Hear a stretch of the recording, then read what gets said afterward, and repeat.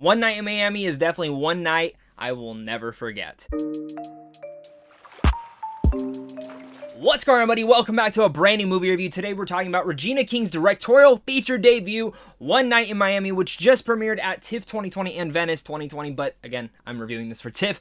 I was psyched for this film because the whole concept in general of looking at 4 different icons through One Night in Miami in on a fictional account of one incredible night where Muhammad Ali, Malcolm X, Sam Cooke, and Jim Brown gathered discussing their roles in the civil rights movement and cultural upheaval of the 60s, that is a brilliant concept nonetheless. And, you know, maybe on paper, on the surface, you can look at that and be like, oh, well, that could be a little bit surface level. Maybe it's a little bit gimmicky. It's not. It's actually freaking brilliant, and it's easily one of my favorite movies of this year. I was taken back by the direction from Regina King, and especially the writing from Kemp Powers. The performances in here, woo! Don't even get me started. This film is coming for all of the awards. Of course, if you guys are new here, though, and you guys want more movie coverage from tons of the film festivals that are coming out this year, as well as tons of movie reviews, reactions, rankings, all that sort of stuff, it's all coming to this channel right here, guys. So make sure to hit that like and subscribe button so you don't miss out on content like stuff here on a daily basis. As well as comment down below and let me know your guys' thoughts. How excited are you for this film?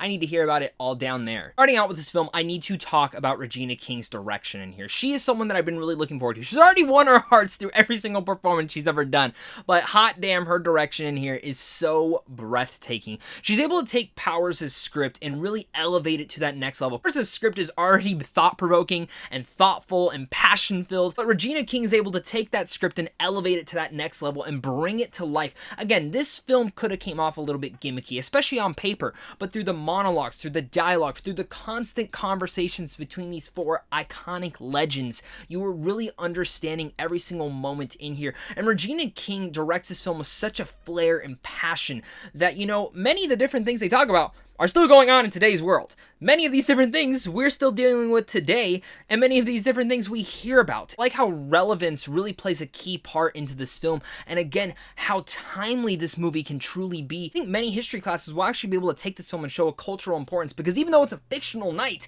having these 4 iconic legends really discuss what their purpose is in this time period, in the 60s, is really important for what's to come. And again, feels timely for everything going about in our world right now. He is able to direct this film in such an energetic and entertaining way because the movie, for the most part, takes place in one central location and never changes from that much. And the script is able to really elevate that as well. Very brilliant conversations coming about all 4 and excellent monologues that just go back and forth. Trust me on this, Regina King is taking this film all the way when it comes to awards consideration.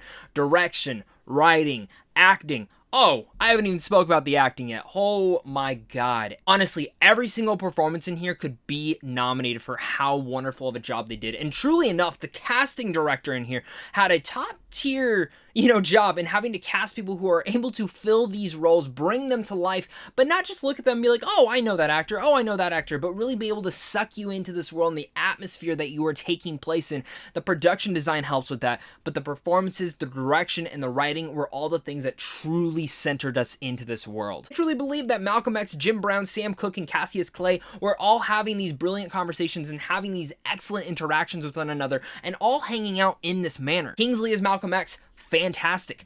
Aldous Hodge as Jim Brown, superb. Leslie Odom Jr. as Sam Cooke, woo! He probably has one of my favorite moments in this film, and he really ties into the ending of this movie, which the ending of this film, brilliant, and one of my favorite endings to a movie in 2020 thus far. Eli Gore as Cassius Clay, aka, of course, Muhammad Ali, superb. Every single one of them, the chemistry, the charisma, all of it is there. And they bring these characters to life. To the point where I actually went back and looked at certain interviews, reports, anything I could really get a glimpse on to see these guys. And it's like really, there's no difference. They really became these legends. This movie just continues to impress me throughout its whole entire runtime. I was totally riveted the whole entire time, and I cannot wait to see this film again. I do have one little nitpick to this movie, and I do think it's the one thing that kind of held it back from being the perfect thing that I wish it could be. And I didn't mention this when it comes to the Oscars, is because I don't see this film being a technical achievement. It didn't need to be, but I wanted some more flair when it came to the cinematography, when it came to certain camera angles and movements, especially since it all takes place in one central location.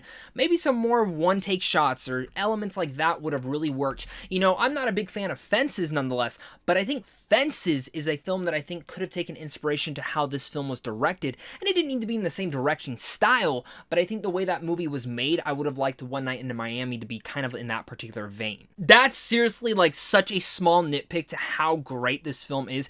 It is truly a shining spotlight, and Regina King has proved herself as a director time and time again in TV, but she now proves herself as a feature film debut director, and I cannot wait to see what she does next, especially with Powers as well, the script he's writing, Soul. Now I'm so excited for Soul from Pixar. I was already excited before, but now I'm like super duper excited. One Night in Miami is a sentimental, powerful, and thoughtful piece of filmmaking. Bringing about 4 legends to the screen is not easy to do, but King does it in such an excellent manner. The shining light again really shows on her direction, the writing, and the cast in here.